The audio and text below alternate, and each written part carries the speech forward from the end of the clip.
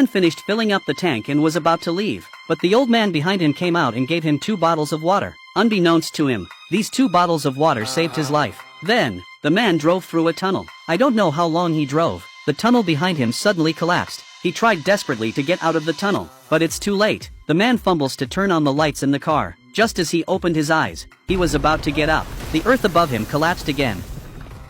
When the situation has stabilized, Mike took out his mobile phone and started looking for a signal. When the call was finally answered, he explained the situation, but the man on the other end thought it was a minor accident. He told Mike to find a safe place to wait. This left the man speechless. After hanging up the phone, he picked up a bottle of water and drank a third of it. Outside, the rescue team was slowly arriving, but when they got there, they were dumbfounded. The whole tunnel had collapsed. Something was wrong. The story spread rapidly. The news was all over the place. There were more than 50 text messages on his mobile phone. Before he could read them, a call came in. It was supposed to be a rescue worker, but it turned out to be the media. They wanted Mike to do a live broadcast for everyone to see. When the rescue sergeant found out, he was so angry, he went straight to the media's car. He yelled at them to hang up the phone. The reporter was even angrier when the story was cut short. This is a nightly scoop. The sheriff wasted no time in grabbing the reporter's phone. He deleted Mike's number and warned the reporter that if he called Mike again, he'd be arrested. The sheriff is still worried that Mike's phone is dead. If he lost his phone,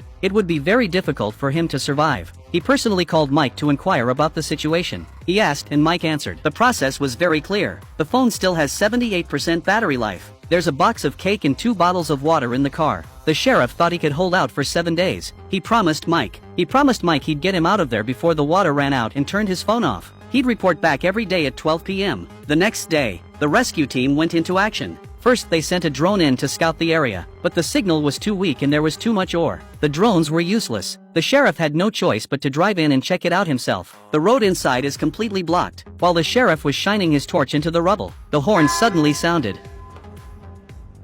He rushed to stop his teammates. This could have caused the tunnel to collapse again. That's when Mike called. He said he heard the horn. The team honked several more times in excitement. Mike said he heard it again, which meant he was nearby. But the continuous honking has caused a big problem. The tunnel has collapsed again. Debris is suddenly falling and the car is being lifted up. Kim starts the car and speeds back. They make it out of the tunnel without a hitch. The sheriff called to check on Mike. Luckily, he's okay. And this time the phone call. Mike provided a key piece of information. The ceiling fan that fell in front of him had the number 3 written on it. This allowed the rescue team to pinpoint his location and start working quickly. 3 days passed. Mike found something in the boot of the car. A couple of torches, a big bottle of detergent, and a couple of pairs of socks. Mike had nothing better to do than scrub the back of the car. After all, he was going to be staying here for a few days. Suddenly, there was a noise in the rocks behind him. A football rolled over. Mike stared nervously into the air duct, and there was a dog.